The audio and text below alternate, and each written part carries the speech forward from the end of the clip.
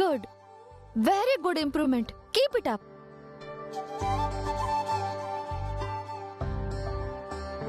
చూసారా చిల్డ్రన్, జై ఎంత బాగా ఇంప్రూవ్ అయ్యాడో? మీరు కూడా తనని ఇన్స్పిరేషన్ గా తీసుకొని బాగా చదవాలి. వెళ్ళి కూర్చో. Thanks miss. Thanks friends.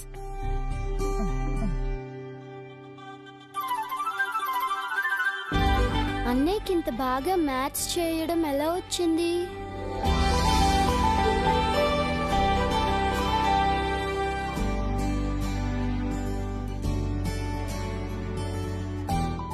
Okay children, ఇప్పుడు క్లాస్ స్టార్ట్ చేద్దామా?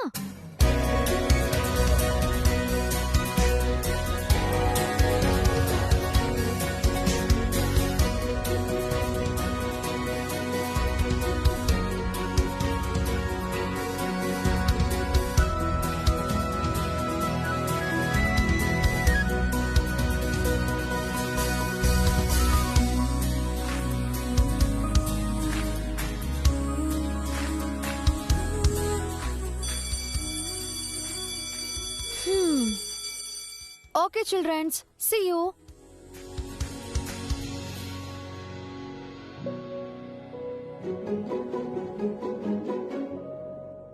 జై, నేను ఇప్పుడే వస్తాను.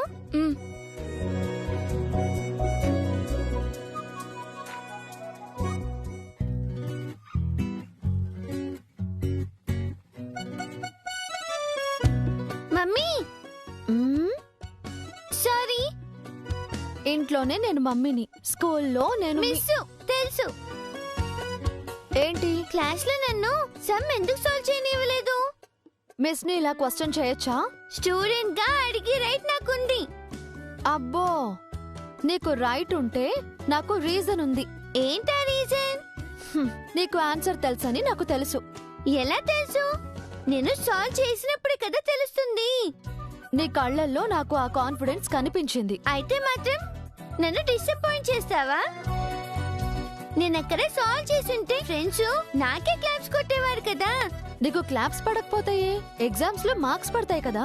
ఎగ్జామ్ పేపర్ నువ్వు మాత్రమే చూస్తావు, కానీ క్లాస్ లో అయితే అందరు చూస్తారు కదా. అలా కాదు మంగా. నీకు సమ్మిచ్చి నిన్ను సాల్వ్ చేయమని చెప్తే మిస్ డాటర్ కాబట్టి ముందే ఆన్సర్ చెప్పుంటుంది అనుకుంటారు. అదే వేరే వాళ్లతో చేయిస్తే నీకు నాకు ఆ బ్యాడ్ నేమ్ రాదు. మరి నాకు చదువు ఎలా వస్తుంది? నీకు చదువు రాదని ఎవరు చెప్పారే? నువ్వు ఇలా చేసి నాకు చదువు రాదు. అయితే ఏం చేద్దాం ఇప్పుడు? ఒక పంచే, నువ్వన్నా వేరే స్కూల్ కి వెళ్ళు, లేదా నన్నన్నా ఇంకో స్కూల్ కి మార్చు. ఏంటి, నాకే సలహాలు ఇస్తున్నావా? నిన్ను ఏయ్, ఇది స్కూలే. తెలుసు మమ్మీ. Sorry miss. ముందు క్లాస్ కు వెళ్ళు.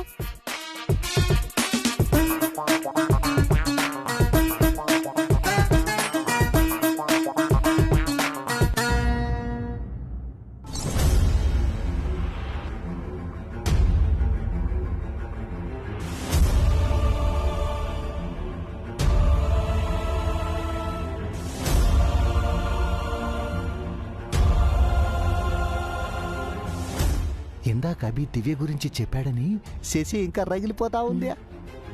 ఈ అగ్నికి ఇంకొంచెం ఆజ్యం పోసి మంటని ఇంకొంచెం పెద్ద చేద్దాం. పద మరి, ఆలస్యం ఎందుకు? పద.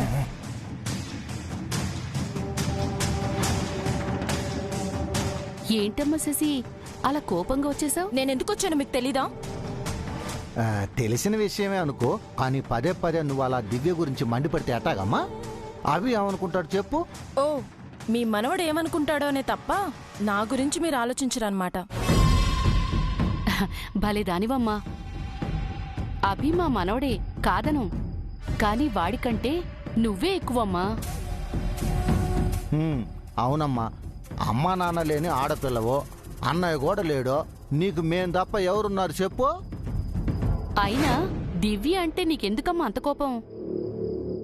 మా అన్నని చంపిన దాని మీద నా కోపం ఉండకూడదా? ఉండొచ్చు అనుకో, కానీ ఇన్ని సంవత్సరాల తర్వాత కూడా ఇంకా కోపం ఎందుకమ్మా? నేను చచ్చేంత వరకు కూడా తనపై నా కోపం పోదు. ఈ జన్మలో తనని క్షమించను.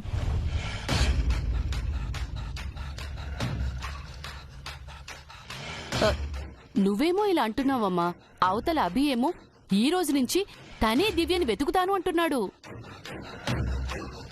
వాడు ఎతకటం మొదలు పెట్టాడంటే ఈ రోజు కాకపోయినా ఏదో ఒక రోజు దివ్యని ఇంటికి తీసుకురావడం ఖాయము. హ్మ్, పైగా దివ్య ఈ హైదరాబాదులోనే ఉంది కాబట్టి చాలా ఈజీగా దొరుకుతుందమ్మా. సపోజ్ దివ్యకి అభి కనిపించి ఈ ఇంటికి వచ్చింది అనుకో, అప్పుడు నువ్వేం చేస్తావమ్మా? నేనే ఇంట్లోంచి వెళ్ళిపోతాను. తన అడుగు ఈ గడపలో పడితే నా అడుగు గడప బయట ఉంటుంది.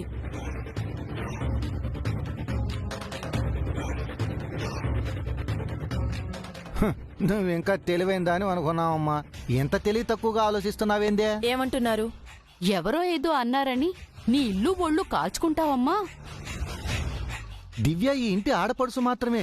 నువ్వు ఈ ఇంటి కోడలివి, ఈ ఇంటికి యజమానురాలివి. ఈ ఇంటిపై ఈ ఆస్తిపై సర్వ హక్కులున్నదానివి. తను ఈ ఇంటికొస్తే నువ్వు ఈ ఇంటి నుండి వెళ్ళిపోవటం ఏందమ్మా? అయినా ఈ ఇంటి నుంచి ఎక్కడికి వెళ్తావమ్మా? అమ్ముందా? నాన్నున్నాడా? అన్నయ్య ఉన్నాడా? అన్నయ్య సంపాదించిన ఆస్తి ఉండొచ్చు, కానీ ఉట్టి డబ్బులతో ఏం చేసుకుంటావమ్మా? బంగారం లాంటి భర్తని, వజ్రాలు లాంటి పిల్లల్ని వదిలేసి ఎక్కడో అనాథగా బ్రతుకుతావు. అంత కర్మేంటమ్మా నీకు? అన్నీ ఉండి ఏ దిక్కు మొక్కు లేకుండా ఎట్టుంటావో? నువ్వు ఆలోచించాల్సింది అది కాదమ్మా. ఏదో ఒక రోజు దివ్య తప్పకుండా ఇంటికొస్తుంది. తనంతటి తను రాకపోయినా అభి తీసుకొస్తాడు. నువ్వు చేయాల్సిన పనేంటంటే దివ్య ఈ ఇంటికొచ్చేంత వరకు ఆగటం కాదు. దివ్య ఎక్కడుందో కనిపెట్టి తన ఈ ఇంటి వైపు కన్నెత్తి చూడకుండా చేయడమే.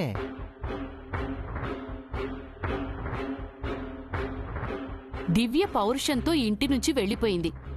అన్నయ్య మీద ఆస్తి మీద తనకి మమకారం ఉంటుంది. ఏదో మూల ఇక్కడికి రావాలని ఆశ కూడా ఉంటుంది. అభి బ్రతిమలాడితే వస్తుంది.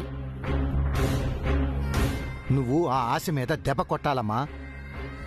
దివ్య అహం మీద దెబ్బ కొట్టాలి. ఈ ఇంటికొస్తే దివ్యకి ఎలాంటి అవమానం జరుగుతుందో తనకు తెలిసేలా చేయాలి. ముందు దివ్యని ఈ హైదరాబాద్ నుంచి వెళ్లగొట్టాలమ్మా. తను ఎక్కడుందో తెలుసుకుని దూరంగా పంపించేయాలి.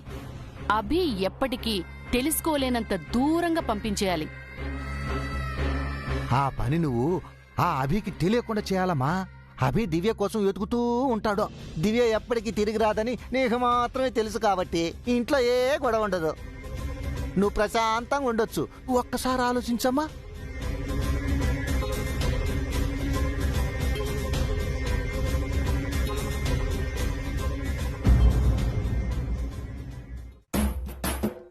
Excuse me sir. రావయ్యా ఆంజనేయులు. ఏంటి సార్ పిలిచారంట? ముందు కూర్చోవయ్యా చెప్తాను. చెప్పండి సార్. నీతో ఒక ముఖ్యమైన విషయం డిస్కస్ చేయాలయ్యా. ఏ విషయం సార్? నీ పెళ్లి విషయం. పెళ్ళేంటి సార్? ఏంటయ్యా పెళ్ళాను కానీ అంత కంగారు పెడుతున్నావు? ఇక్కడ అడుగుతుంటే కుమారంకి చూస్తావండి. ఊరికే జోక్ చేశాను. అయితే విషయం అది కాదా సార్? ఏమయ్యా పెళ్లి విషయం ఏమన్నా చెడ్డ విషయమా? ఏదో ఒక రోజు ఎవరో ఒకరిని పెళ్లి చేసుకోవాల్సిందే కదా. సార్ ఆ విషయం వదిలేసి అసలు విషయం చెప్పండి సార్. చెప్తా ఆగు. మిగతా స్టాఫ్ మెంబర్స్ కూడా రాని. రావయ్యా ప్రేమరాజ్. వీడేంటి ఇక్కడ ఉన్నాడు? ఏం చేస్తున్నాడు? కూర్చోవయ్యా.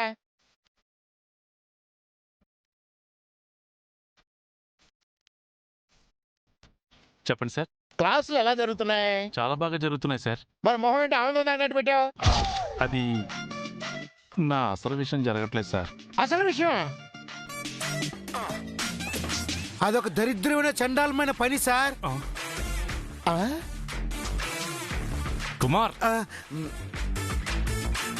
అంటే మీ వల్ల కానుదంటూ ఏమీ ఉండదు కదా సార్. మీ వల్లే అవలేదంటే అది వేస్ట్ పని ఏమో సెన్స్తో చెప్పాను సార్. ఇంతకీ ఎందుకు పిలిచారు సార్?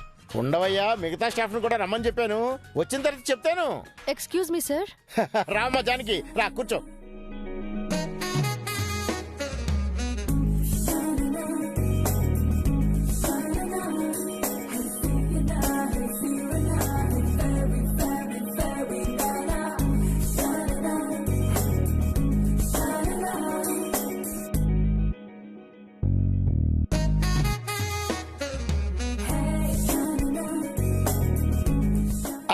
రండి రండి. మిమ్మల్ని అందరినీ ఇక్కడికి పిలిచి మీటింగ్ పెట్టడానికి కారణం ఏంటంటే ఎల్లుండి మన స్కూల్ యానివర్సరీ డే జరిపించబోతున్నాం. Thank you. Every year annual day జరుపుకుంటున్నాం, కానీ ఈసారి స్పెషల్గా గ్రాండ్ ఇయర్గా జరిపించాలనుకుంటున్నాను. చాలా మంచి విషయం sir. Yes sir, annual day అంటే పిల్లలకు చాలా జోష్గా ఉంటుంది. ఈ ఇయర్ స్పెషల్గా ఎందుకు సార్? ఎందుకంటే లాస్ట్ ఇయర్ కన్నా ఈ సంవత్సరం పిల్లల గ్రోత్లో మార్పు వచ్చింది. చాలా ఇంప్రూవ్ అయ్యారు. పేరెంట్స్ కూడా ఈ విషయంలో చాలా సాటిస్ఫాక్షన్తో ఉన్నారు. సో ఎల్లుండి మనం యాన్యువల్ డేని గ్రాండ్గా జరపబోతున్నాం. ఈ ఈవెంట్కి ఇన్ఛార్జీలుగా మన జానకి టీచర్ని, ఆంజనేయులు గారిని అనౌన్స్ చేస్తున్నా.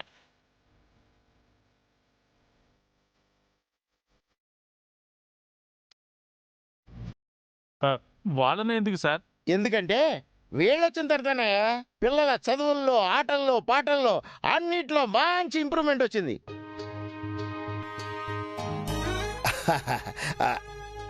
నీ వల్ల నా వల్ల కొంతవరకు జరిగిందయ్యా, కానీ జానకి టీచరు, ఆంజనేయులు గారు మనకంటే ఎక్కువ చేశారు. అంటే నా వల్ల ఏ చేంజ్ జరగలేదా సార్? వాళ్ళిద్దరి వల్లనయ్యా పిల్లలకు టీచర్స్కు మధ్య కమ్యూనికేషన్ పెరిగింది, మంచి రేప కూడా పెరిగింది. అలా అని మరి నెత్తి మీదకి ఎక్కించుకుంటే పిల్లల చదువు పాడైపోతుంది కదా సార్. ఆ విషయంలో మీరేం వరి అవ్వకండి సార్. పిల్లల్ని ఎలా కంట్రోల్లో పెట్టాలో నాకు తెలుసుగా. మన స్కూల్ పిల్లలు అల్లరి వాళ్ళు కాదు సార్, తెలివైన పిల్లలు. అవును sir. That is Janaki teacher and Anjaneyulu గారు. మీరిద్దరూ ఈ ఈవెంట్కి ఆర్గనైజర్లుగా ఉన్నందుకు నాకు చాలా ఆనందంగా ఉంది. ఈ రోజు నుంచి మీ పనులు స్టార్ట్ చేయండి. అమ్మా జానకి, నువ్వు పిల్లలతో సాంస్కృతిక కార్యక్రమాల పని చూడు. ఆంజనేయులు గారు, మీరు గేమ్స్ చూసుకోండి. Right sir. మిగతా స్టాఫ్ మెంబర్స్ అందరూ వీళ్ళిద్దరికి కోఆపరేట్ చేసి ఈ కార్యక్రమాన్ని జయప్రదం చేయండి.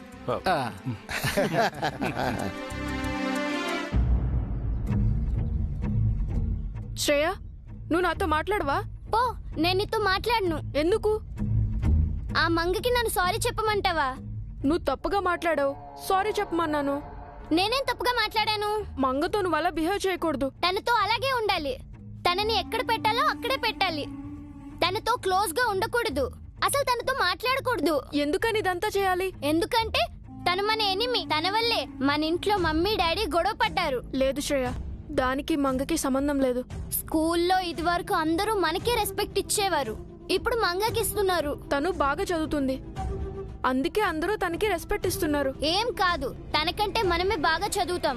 మంగతో ఫ్రెండ్లీగా ఉంటేనే మనకి బాగా చదువు వస్తుంది. అవసరం లేదు. ఆఫ్టర్ ఆల్ తనెక్కడా, మనమెక్కడా? మంగ గురించి అలా మాట్లాడకు శ్రేయ. తన గురించి నువ్వెందుకు ఫీల్ అవుతున్నావు?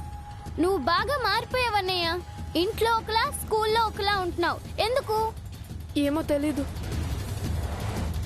తనతో నాకు గొడవ పడాలనిపించట్లేదు. మంచిగా ఉండాలనిపిస్తుంది, మంచిగా మాట్లాడాలనిపిస్తుంది. ఎందుకు? అంతగా తనలో ఏం స్పెషాలిటీ ఉంది? ఏమో తెలీదని చెప్పాను కదా, అందుకే. నువ్వు సారీ చెప్పనంటే మంగకు నేను సారీ చెప్పాను. అదే నాకు నచ్చలేదు. ఆఫ్టర్ ఆల్ తనకి నువ్వు నేను సారీ చెప్పడం ఏంటి? మంగ ఆఫ్టర్ ఆల్ కాదు శ్రేయ, తను సంథింగ్ స్పెషల్. తనతో మనం ఫ్రెండ్షిప్ చేద్దాం. నో, నేను తనతో ఫ్రెండ్షిప్ చెయ్యను. నువ్వు చేసావంటే నీతో కూడా కట్టేట్ చేస్తాను. శ్రేయ, శ్రేయ,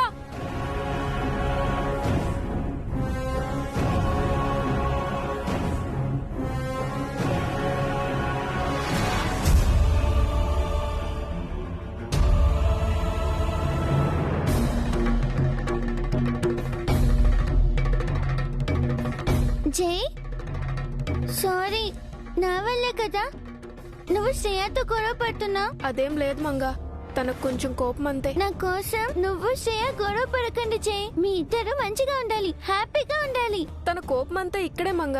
మళ్ళీ ఇంటికి వెళ్ళాక హ్యాపీగా ఉంటుంది. మేమిద్దరం కలిసి చక్కగా ఆడుకుంటాం. నిజంగానా? ప్రామిస్.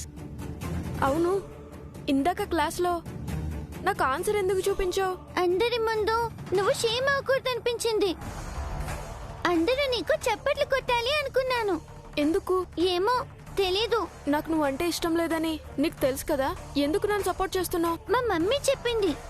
మనకెవరూ లేరు, మనం అందరితో మంచిగా ఉండాలి, ఎవరితో గొడవ పడకూడదు అని చెప్పింది. కానీ నువ్వు కొందరితో గొడవ పెట్టుకుంటావు కదా, మరి నేను గొడవ పడితే నువ్వెందుకు సైలెంట్ గా ఉంటావు? మిగతా వాళ్ళ గురించి నాకు తెలీదు, నీతో మాత్రం గొడవ పడాలి అనిపించదు. నీతో మంచిగా ఉండాలని, ఫ్రెండ్లీగా ఉండాలనిపిస్తుంది. అవునా, నాకు అలాగే అనిపిస్తుంది. జై, నీకు విషయం తెలుసా? నిన్నింతకు ముందు ఎప్పుడో చూసినట్టుగా అనిపిస్తుంటుంది నాకు. నిజంగా నిజంగా అలా అనిపిస్తుందా? అవును. ఏ? నాకు అలాగే అనిపిస్తుంది. మనం ఇదివరకు ఎప్పుడైనా కలిసామా?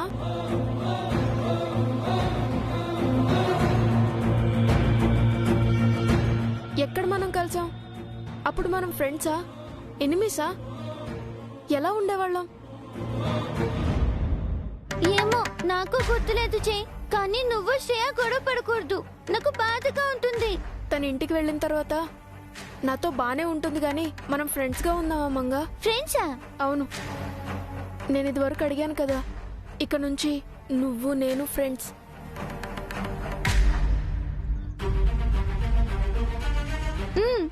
మనం బెస్ట్ ఫ్రెండ్స్.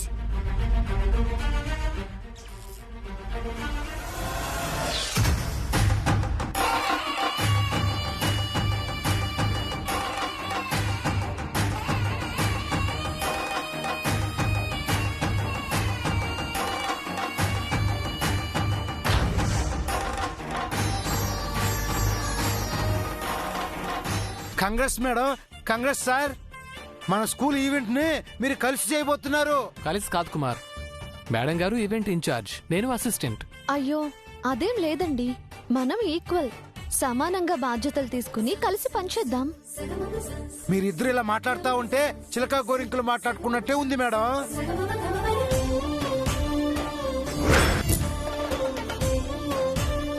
చిలక గోరింకలేంటి కుమార్?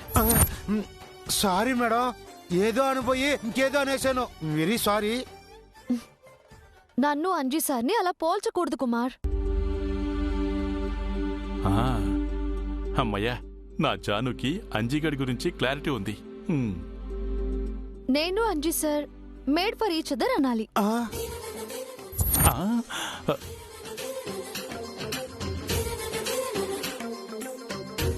మేడ్ ఫర్ ఈచ్ అదరా? అవునండి, ఈ ఈవెంట్ కోసం మనం ఒకరినొకరు అర్థం చేసుకోవాలి, ఒకరికొకరు హెల్ప్ చేసుకోవాలి, కలిసి రెస్పాన్సిబిలిటీ షేర్ చేసుకోవాలి. ప్రతి చిన్న విషయం కూడా డీటెయిల్డ్ గా డీప్ గా డిస్కస్ చేసి డిసైడ్ చేయాలి. మనం మేడ్ ఫర్ ఈచ్ అదర్ గా ఉన్నప్పుడే కదా ఈవెంట్ ని సక్సెస్ చేస్తాం. అవును మేడం, మీరు సారు కలిసికట్టుగా ఈ ఈవెంట్ కోసం జట్టుగా పనిచేయాలి, జతగా కలిసి నడిచి ఈ ఈవెంట్ ని సక్సెస్ చేయాలి. అసలు దీని ఇంటెన్షన్ ఏంటి? ఆ అంజీగడ్ అంటే ఇష్టం అని ఇండైరెక్ట్ గా చెప్తుందా, లేక ఈవెంట్ కోసం క్యాజువల్ గా అంటుందా?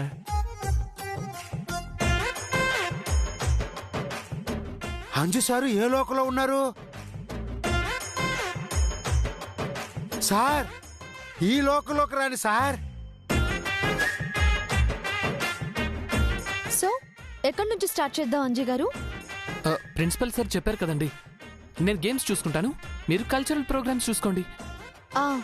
ఓకే, పిల్లల క్లాస్ డిస్టర్బ్ కాకుండా, క్లాష్ రాకుండా ప్లాన్ చేద్దాం. మేడం, నాదో రిక్వెస్ట్ అండి. ఏంటండి? పిల్లలందరూ గేమ్స్ లో కల్చరల్ ప్రోగ్రామ్స్ లో పార్టిసిపేట్ చేస్తూ ఉంటారు కదా, విత్ యువర్ పర్మిషన్ మంగను కూడా ఆటలాడిద్దాం అనుకుంటున్నాను.